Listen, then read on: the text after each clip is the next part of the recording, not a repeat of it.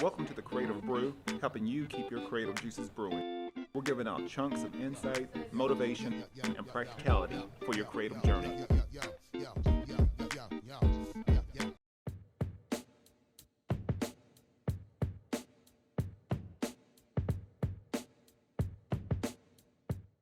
Gnarco is just not a company, it's a way of life.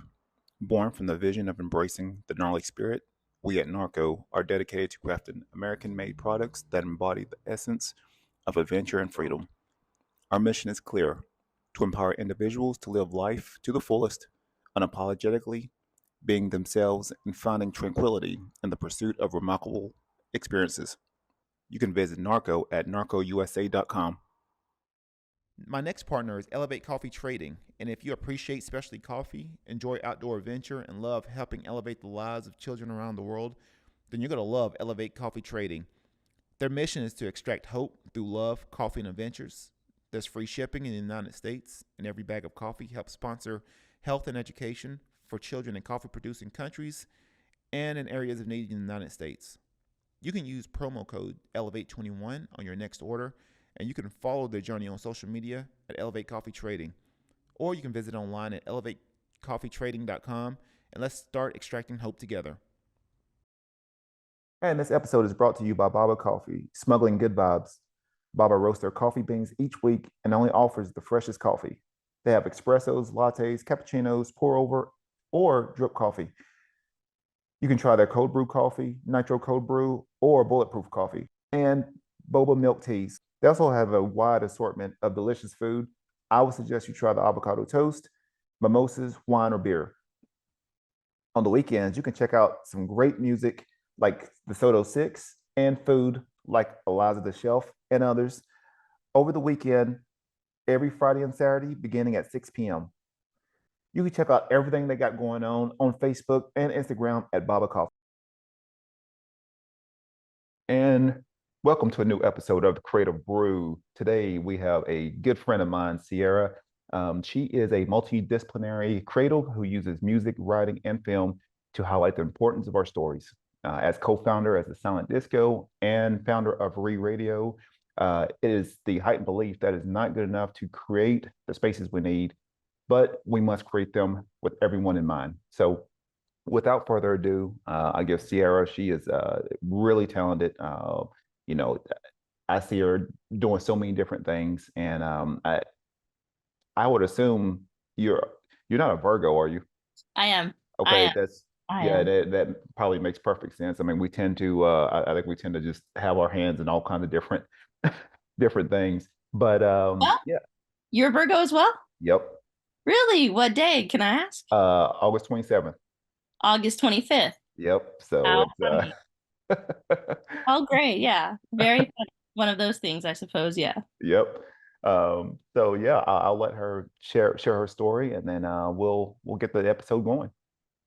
Yeah. So, thank you above all for that amazing intro, and means a lot to, see and hear yourself through the lens and perspective of other people. So it's nice to hear you have such warm things and warm thoughts to say about me. So I appreciate that, because you are someone who I have looked up to as well, with the way in which you are professional and the way in which you are so thoughtful and considerate with your craft and how you include everybody along your journey. So it feels very full circle to be here.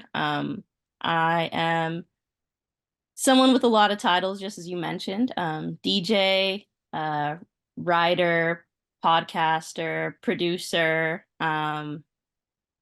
event organizer. Kind of like, I just consider myself a historian of sorts, to where whatever medium I can take in and conceptualize and kind of repackage people's stories, my own included. Any way I can do that, I will. So I'm always learning and always trying to take up new things too. So I hope that the list of all that I currently do, only grows bigger. But right now, the focus is the silent disco, with my co-founder Bianca Lopez, and that has been amazing. It's a local and also San Diego based silent disco. recurring party in which we bring multiple DJs, three different DJs, and while we all play different music, it's kind of just a celebration for music and for music lovers. So I just remember Oceanside not having many fun activities or opportunities for people to kind of gather and go out. As somebody who grew up from Oceanside, it could be very cliquish, I'll say, or we've seen time and time again where certain people kind of keep to their groups and subsects and support one another. But I feel like just growing up in that environment and now being older and in the event curating scene, you just see how it just puts everybody at disadvantage, not just the event curators, but it puts people in Oceanside at a disadvantage because we're all so different and multifaceted as well. I feel like I'm kind of a product of Oceanside.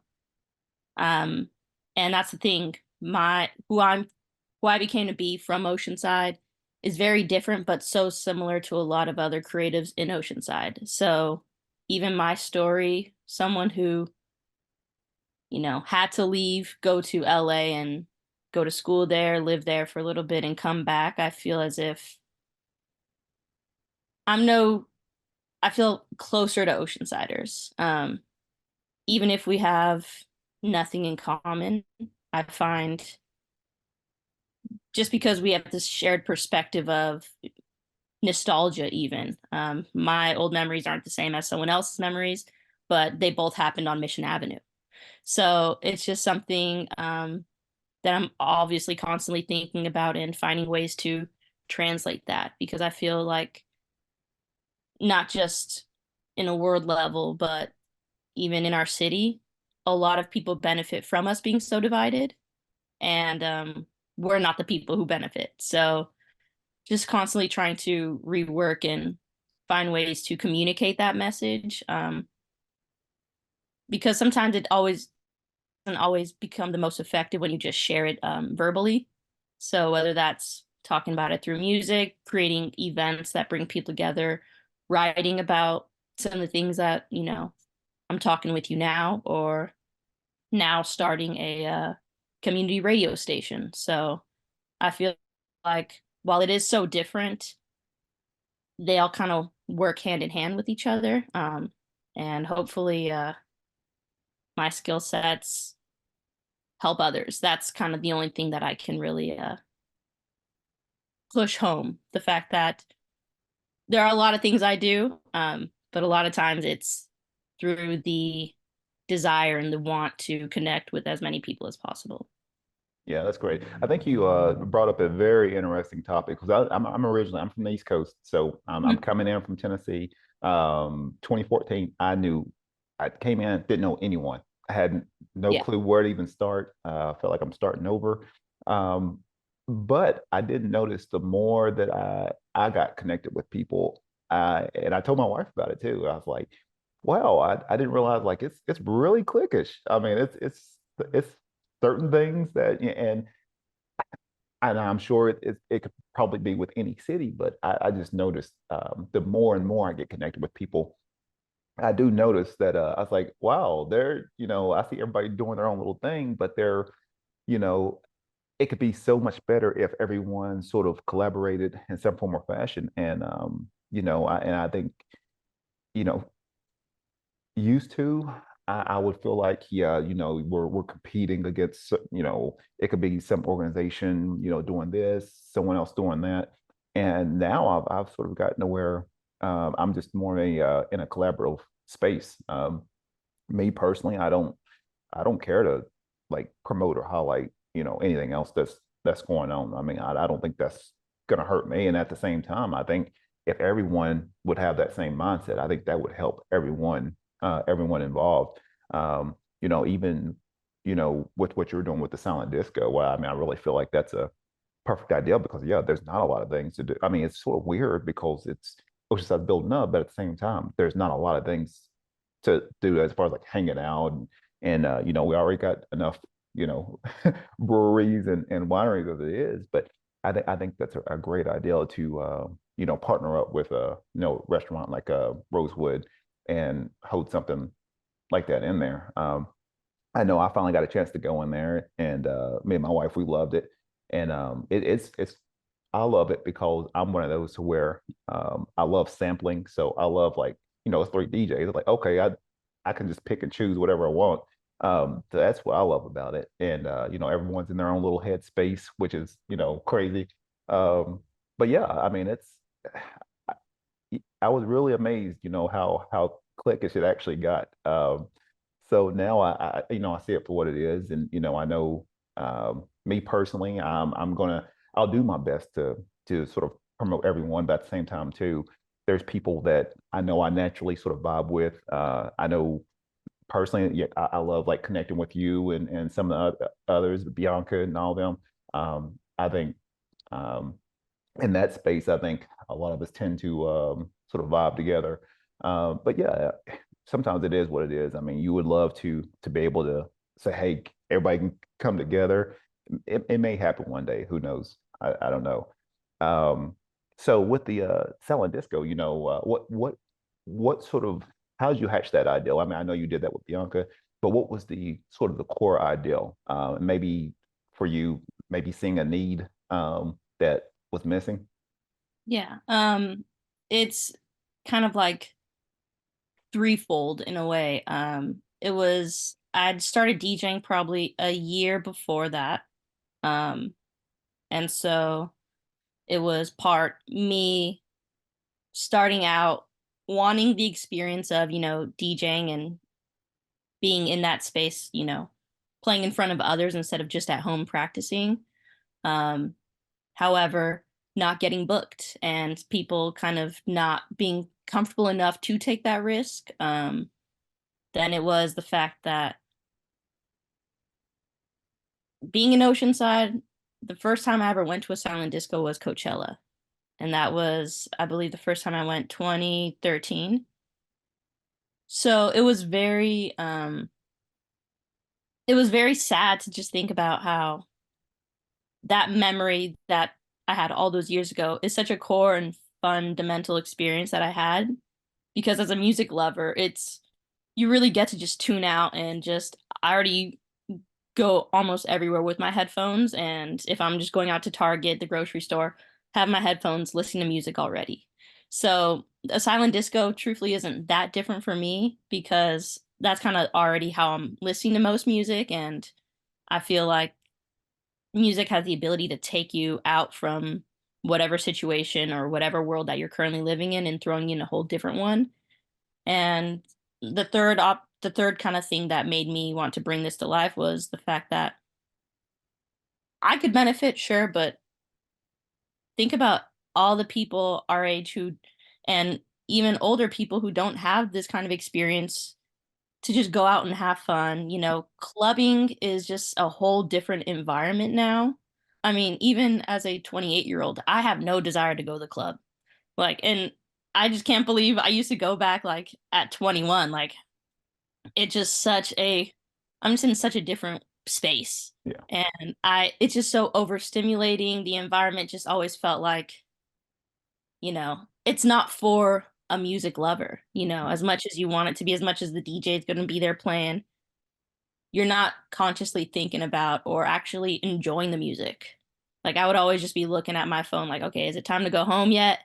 And with a silent disco, it kind of fills all those needs. It gives me and other DJs because I'm not the only DJ, there's still two other DJs. So I look at other DJs who may not be getting booked as often as they like or are looking for an in or even just an opportunity to just play whatever they want to play.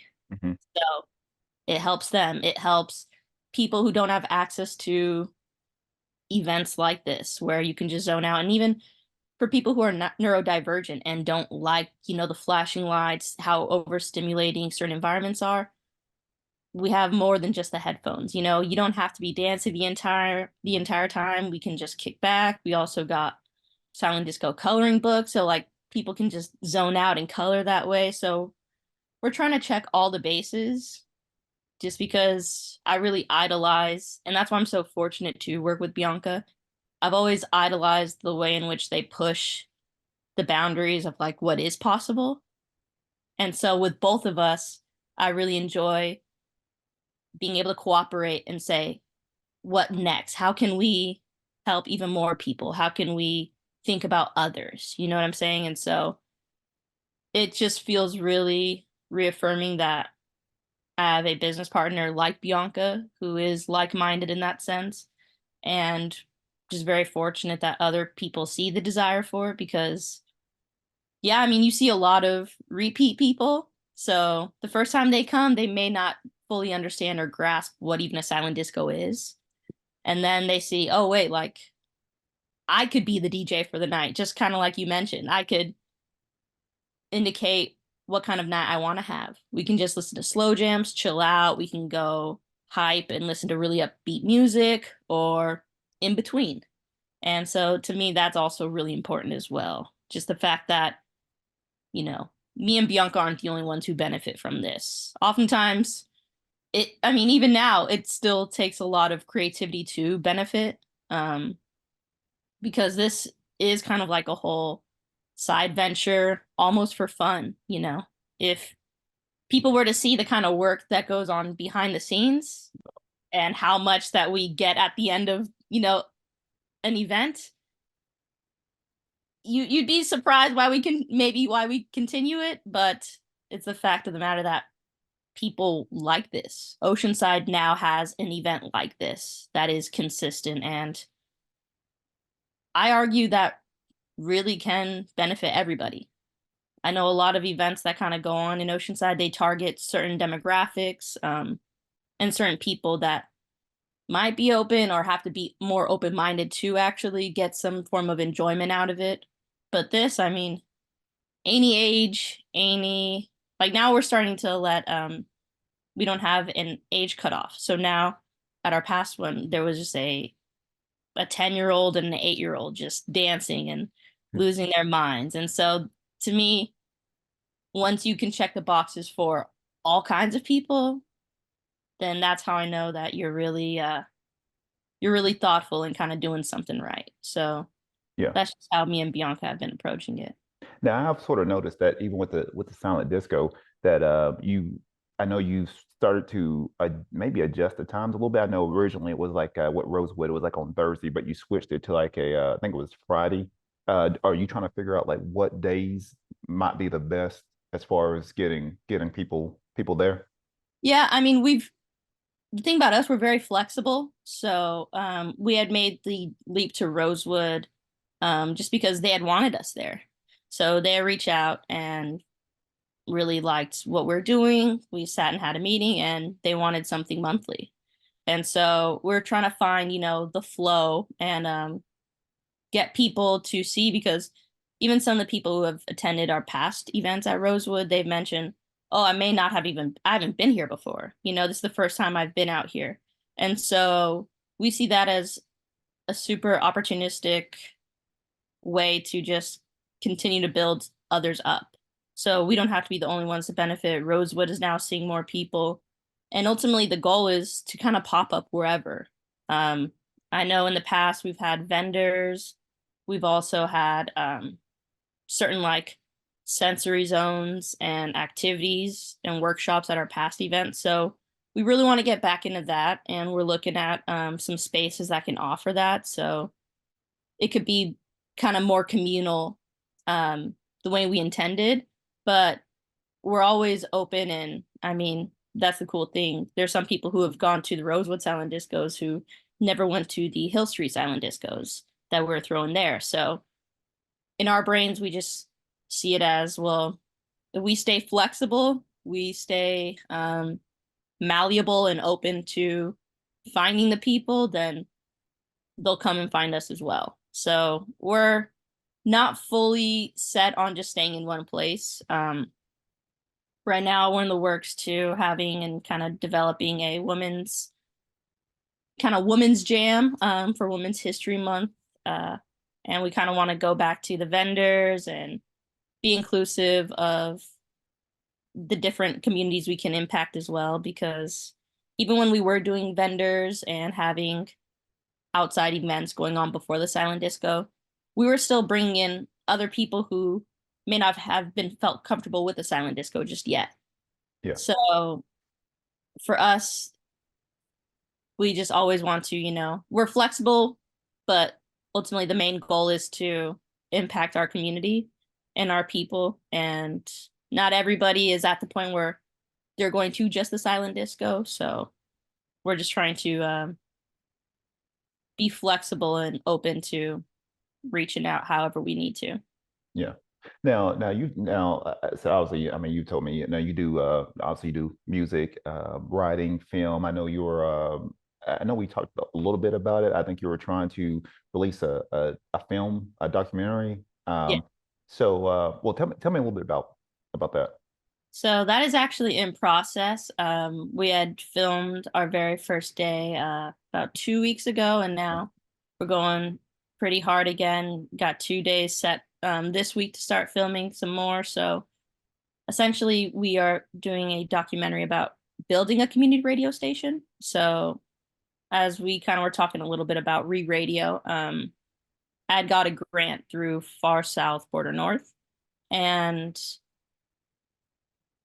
with that grant, it's my very first grant. So getting into that world, I'm seeing how it can help, but also the different kinds of limitations as well. So with the grant, there were certain rules as to I cannot buy equipment, I cannot do this, I cannot do that. Um, but you have to highlight social justice issues, um, climate change issues, COVID-19, or etc. And I mean, I pride myself on being creative, so and obviously wanting to be impactful with the money that I did get. So I figured, okay, well, if I can't buy the things, I can still make a documentary and show how to do it. And so even if the buying of materials doesn't come out of my pocket, if I can't buy a camera, I could still pay somebody from Oceanside to help me film this, and we raise awareness and also highlight that anybody can really do this. I'm just fortunate that, yes, I went to school for television and film, and have had some experience with podcasting, being a producer for short term and long term content. Um, However, I'm still kind of a newbie when it comes to all the things I've done in the past.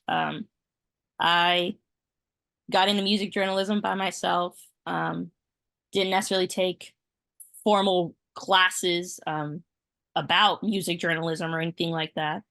Even DJing, I had taught myself. And so with this, it feels not that different. Still a little scary because you think, okay, well, a lot of radio stations or networks, they kind of come with, the backing of money.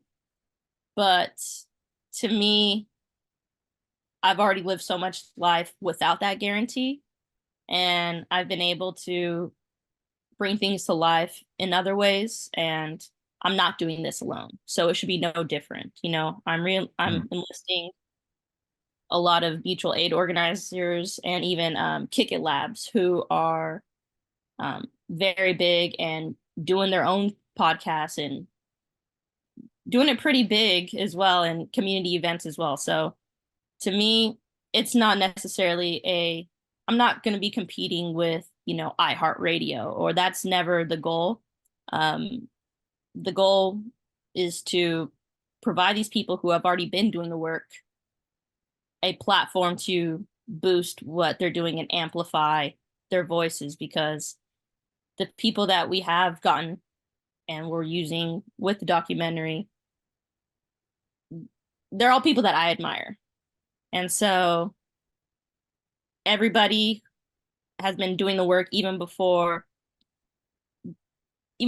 people had the language to kind of call it what it is now. yeah. So Bianca with Ratas Rags, Jasmine with Eni Palma, and even how Anna Maria is with Empower Co-op. All those people are people who started doing things even before I did. My organizing in the grand scheme of it is very different than theirs, but everybody has a very different role to play. So what I really appreciate and admire about how on the ground they are with what they do is they make a direct impact. And to me, that's so important in this world. And that's kind of why the community radio station is just kind of helping in a different way. It's like when we think of, I mean, war strategies, you don't really just attack from one area. Yeah. You kind of have to surround. And to me, it's like that's kind of the times we're in. Um, People don't really use that language, but we kind of are at war with a world that kind of doesn't want us to live, be happy, or have access to community and connection and, a different way of living. So you really have to be strategic. So that's kind of why the documentary came to be, simply because if I can't use these funds to buy certain things and to fund a radio station, then I could show others that this is possible and also use that as a way to get that outside help. As a community radio station, we are going to have to rely on outside people to care. Mhm. And unfortunately, we're not at a place where, oh, that's a cool idea. Here's $20 or here's $30. And sometimes, I mean, I don't fault anybody for that, but to me, I was having this conversation with somebody. You can't really like tell the world how they need to change. You need to kind of show them. And Yeah. they're like, oh, wait, that's actually possible. How can I implement that in my life? And so the reason I thought of a community radio station is because we really value what people say. We spend so much time on our phones listening to people, reading different people's opinions, arguing with them even. And, we just spend so much of our time doing that. And while some of it has value, we still need to make a direct impact as well. And I mean, that varies because I mean, there's journalists I see as a journalist, they say the highest honor as a journalist is someone trying to murder you. And that's very dark and, very sadistic. But to me, that kind of shows and highlights the importance of communicating and getting across messages. The fact that in certain parts of the world and even in the United States, we have been guilty of killing people who are truth tellers in that way. Mhm. And so one of my favorite books is Revolutionary Suicide by Huey P. Newton. And in the book, he was talking about how a revolutionary suicide isn't just, to go in and just automatically be met with the fate of death. It's the very intentional foundation building because we all are going to meet a very mortal fate. Yeah. So we may not be able to see the fruits of our labor in our lifetime, but if we put and lay down the foundation now, there could be hope in the future. And so I feel like that's kind of how I'm approaching this. I feel like a radio station, like me, I just love to talk. I love to share an opinion and have dialogue and conversations. So that benefits me. There's people who love listening. There are people who love hearing outside perspectives, and all the people who are involved are all approaching liberation from a very different perspective. Bianca has so much work on the ground. We both come from a soccer and sports background, so even just the mental health battles, the physical health battles as an athlete and kind of reemerging into the world after, I feel like everybody in this world is so interconnected. So the same way me and Bianca both had that experience, I look at my partner who came out the military 4 years ago, and he also had to reintegrate with the world. Mhm. And if we start approaching and listening to other people's stories, with the mindfulness that we may have more in common than we don't, then we might actually be closer to being on the same page about some stuff. Oh, I agree on that. Yeah, I'm real big about connecting the dots on anything, and just pattern recognition, like understanding. Well, I don't have to understand only. I don't have to like say if someone's coming with a different perspective, I don't have to sort of prove myself like why this is wrong or right. I just need to understand where he or she is coming from with it, and then that allows me to say, you know what, maybe there's some points that maybe I can change that, or maybe that I do understand, or like, hey, maybe they're actually right about this. I know there's a lot of topics. Um, the more that I start to research and deep dive into certain things, I'm like, wait a minute, why have I been thinking like this? Or like, okay, maybe I need to see this from a different perspective. But yeah, I do. I mean, even with me being I'm from a sports background too, understanding just the mental health is so prevalent, and understanding that people have a lot of baggage. I think all of us have different challenges and things. It's just some of us just mask it better than others. And I work with a lot of military too, and I know after my practice, I talk to a lot of them after practice, and just I use wrestling as a sort of connecting point for life in general. And man, I've had some military tell me stories after, or they'll say, "Hey, look, I'm glad you talked to me. I needed to hear this." So you just never know who's even with the military. I'm really big with my military just because I grew up in a military home. Well, I wasn't military, but all my uncles are in the Marines, so I sort of grew up underneath that sort of lifestyle. But really being compassionate towards a lot of them. Like I said, you get brainwashed into a certain thing. You have to, and then when you transition out, they don't tell you how to turn into a regular person. It's just you're already in that one mode, and so you figure out ways. And I try to use wrestling as a way of teaching them how to distress, how to let go of certain things, how to give, how to push and pull, knowing that you don't have to be overly aggressive. Sometimes it's all about leverage. It has nothing to do with strength. Mm. So it's just a lot of those things that I think, especially with military, they need to learn that, especially for people that's transitioning. But yeah, I mean, I think with sports, I know it's been crucial to a lot of the things that I do, and it's been a foundation. But at the same time, too, there was a lot of things that I had to unlearn about myself in that process too, because I was always sort of hung up on certain things, especially within athletics, and having a certain identity or feeling like I'm not good enough, or and I still have them, and I still have those thoughts. Even all the things that I create, I still feel like this is horrible. Like what? And I see someone else doing certain things. I'm like, wow. I was like, I'm not anywhere near that level yet, but I am starting to tell myself, you know what, the things that I create, it's good. I'm not gonna sit there and like, no, it's horrible. I'm just getting better. And you stay in that process of just you keep creating and producing.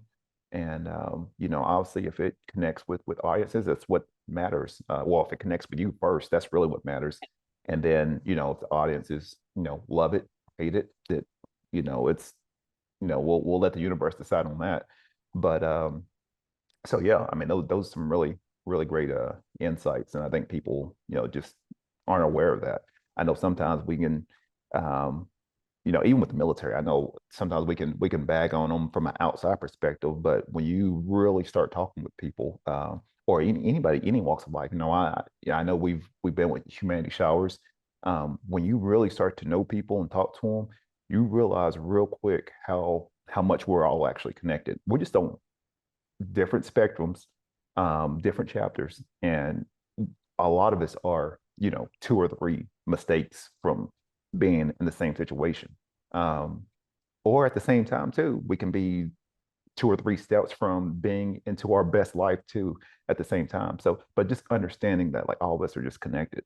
We just, different walks of life. That's all it is. And that's Uh, what's so important about, to me, telling our stories and sharing all that stuff simply because it feels like, well, if you if you don't share, then how are the other people who are experiencing something similar to you going to know that there is hope? So I'd also, I'm sure you can understand, as a fellow Virgo, shame is such a prevalent and heavy weighted thing. And even just the vulnerability to talk about the things we are shameful of, I feel like that's been a really big like motif in my life, Mhm. right now, more than ever. And I feel like that's also why I'm gravitating towards a community radio station. I'm not the only one with a story. And while I've always been so hesitant to share my story because of the shame I feel, it's also other people's stories that bring me hope. Mhm. And I understand that not everybody will be able to resonate with just my story, but there's going to be someone out there that they will. We just have to provide them access to that. Yeah. And just as you mentioned, I mean, we absolutely we're all interconnected. And even when we do go through the same things, we go through them differently. So it's even just on the topic of how we're talking of mental health. I mean, and as adults and how much baggage we have to work through with that. And as someone who played sports, and just as you mentioned, it's so hard to break yourself from the mentality of competition. But now I'm in an art space and there's not really competition. You can't really compete in that same way. Yeah. So it really forces you to rework your brain. I know Anna Maria, who works with children, I mean, to me, that is also such a big point of liberation because I mean, that's the work that we're all doing. While we're freeing ourselves, we're also freeing others. And what I appreciate about her co-op is when you focus on children's liberation, you really do open up the floodgates because once you make happy children with emotional regulation skills, you can make a lot happier adults. Mhm. And I know it may not solve the world problems, but I know a lot of problems that are going on because of people with a lack of emotional regulation skills. Yeah. I know the times in my life in which that had also held me back. So that's why it's to me it's more than just my voice and my story. If we target liberation on all of its fronts, there's going to be somebody who clings to that and says that person's freedom helps me become free. And so that's why shame is such a liar to me because it's the one thing that can actually bring us closer to others and Mhm. free us from the confines that we put ourselves in. Yep. Yep. Everyone's got their own little box of stuff that, you know, uh, and everyone, and I think once we realize like, hey, they got their own things they're dealing with, and they're still, they're trying to figure out things. I think that brings a, empathy and compassion to everything, and knowing that, hey, look, they're dealing with stuff. I'm doing my own thing. Can we help each other out? And I think if we stay on that mindset, I think that's how everyone, humanity, society, I think that's how everyone rises up. When we close that box up and we point at somebody else, sooner or later, someone's going to rattle that box sooner or later. It can be something someone says, or maybe you read something, and those triggers. You start to get triggered by certain things, and you know those skeletons start to open up. It could be a really toxic thing. And I know even when a lot of people that scarred sometimes, obviously, with adults, a lot of times many of that stuff comes from childhood. And I think if we can sort of nurture those children that's coming up and understanding, how to deal with certain things in the proper manner, uh, how to feel good about yourself, how to nurture your gifts, um, stop, letting people sort of belittle, how you think. Um, I think if we can raise children like that, I think that helps out society, because those are going to be our future, leaders and teachers and engineers. If they can already sort of be in that, in their zone of genius, and implementing that through the course of their life. I mean, that's what we got to do.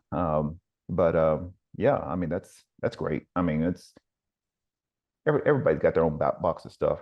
I mean, it's just, it's just one of those where I think we just have to stop pointing at other people and sort of look at ourselves and like, okay, how do we, you know, bring out more of that? How can we, bring out that vulnerability and at the same time share a story and help others at the same time. So yeah. So right now, I mean, what are some things, we'll go into, matter of fact, we'll go into some creative tips because we could probably, be on here for a while. Creative tips, what is some tips for our audience? Um, some creative tips. I would say some creative tips for the audience. Always be willing to learn. We don't know everything, and even if we may feel like we do, leave room to be surprised. Another creative tip, don't be afraid to fail. That's something that I had to learn the hard way. Sometimes I used to think that failure is a product or representative of who you are as a person, which can be so damaging when in reality, failure is part of the process. You could not succeed without failing. So, if anything, if you're failing, you are doing something right because you're closer to where you need to be. And lastly, think about how you can do things differently. So that's kind of how I operate. I see what's working for others, and it's not always going to work for you. And it's also, to me, not that creative if you are taking somebody else's concept entirely. So find ways that you can tweak something to put your little essence on it. Because ultimately that is what's going to separate you from others. There's a million DJs, there's a million music journalists, there's a million people who do what I do. The only difference is my story is my story, and there are going to be some people who resonate with my story maybe more than another person's, and vice versa. But it would be a disservice to not share what you do, what you're passionate about. And it's also not selfish to do so.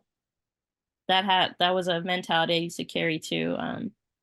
A lot of shame of being considered a show off or somebody who felt like a know-it-all or, wants to just be out there. But these are certain things that just make my heart really passionate and things that, make me very happy. So there are going to be people who may not understand that. But as long as you understand that, then you're right on your way. That's awesome.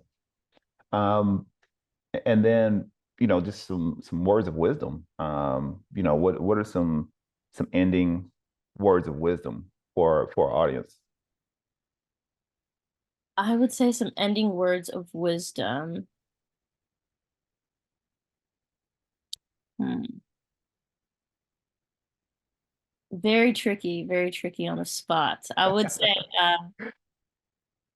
there's just so many there's just so many ways to address a problem. Um, and I feel like as a creative, that's where we come in. As creatives, we have to be creative in our problem solving. I feel like we sometimes in a hyper productive world, we'll go with the most cost efficient, the most time efficient way means to solve a problem, or oh, it's the first thing we think of. Let's do it. Let's put a band-aid over the leaking pipe. But then, some time later, we have to think of another way to solve the same problem. And I think of how many problems in the world today exist that existed way back then as well. Yeah. So while one person can't necessarily solve the world's problem with, just one thing, I think as creatives, it's a waste to not use our creativity for a better world. So if you are creative, and that's the thing too, everybody is creative to me. Even if you don't consider yourself a person who puts all their time into their creative pursuits, even if you can't draw, you can't do things. Just by you being an engineer, you're creatively solving these problems. You are creating a much sturdier infrastructure. Why can't we engineer a better world with our creativity? So that's my words of wisdom. Yeah, that might be a topic for another episode there. Uh, so right now, how can people get in touch, with you, everything that you have going on with the silent disco? I highly suggest people that's listening to this, please go by and check it out. You're missing a treat. Awesome. And like I said, and at the same time too, you're for people that say you want to support local, this is a great opportunity to support DJs, support Ciara, Bianca, local people, local restaurants. If you say you support local, then you need to check this out. So what's the best way to get in touch with you as far as just in your own little ecosystem? Yeah, so I think I'm most active just through Instagram simply because you can kind of show people all that you're doing. So my Instagram is Sierra This Beat Is. A little nod to Sierra's 1 2 step. And then the silent disco, all one word with a zero at the end instead of an O. And we are going to be popping up at certain events with Re Radio to kind of spread the word. Going to be making that Instagram very shortly and also doing kind of an open call for footage and music from Oceanside creatives. And we're also going to be, giving out money through that. So check us out. If you follow me or the Silent Disco page, you'll definitely be able to find the Re Radio Instagram, and then you can keep up. Because we're going to be doing a series of screenings and then a big screening. So hopefully you guys can come and check that out. No, that's great. That's great. So once again, like I said, this episode will release soon. This will be available on Spotify, SoundCloud, Apple Podcasts. Full video will be available on my YouTube page. And yeah, special shout out to my sponsors, Gnarco USA, that's based out of Oceanside, Baba Coffee, based out of Carlsbad, I love them to death. And my other sponsor, Elevate Coffee Trading, that's based out of the Dallas, Texas area. And they've all been great sponsors of the show. And then if you're interested in, sponsoring the show or helping to support the show, different ways of doing that, you can go to www.buymeacoffee.com/the creative brew. And for the price of a cup of coffee, you can help support this episode with Sierra as well as future episodes. Um, so that's all I got today. This has been an awesome conversation. Sierra, if there's anything, last little things before we sign off, you can go with anything you want to. Your little sound bite, whatever's on your heart, just go ahead and put it out. Support all the great people doing things in your community. 'Cause that's how we can make a bigger impact. So I just want to shout out Bianca, want to shout out Jasmine, I want to shout out Anna Maria, I want to shout out Kick It Labs. I want to shout out Jordan at Humanity Showers. And truthfully, all the creatives who are devoting time outside of, a capitalistic world to show the creative ways to care. So shout out to everybody who inspires me. That's awesome. Once again, this is the Creative Brew. Be creative, stay inspired. I won't take it, no, we won't take it. Life is about to give you ups and downs, all the wins and the outs and the smiles and frowns. They will tell you, settle down, stay on the ground. But no, I won't take it, no, we won't take it. The same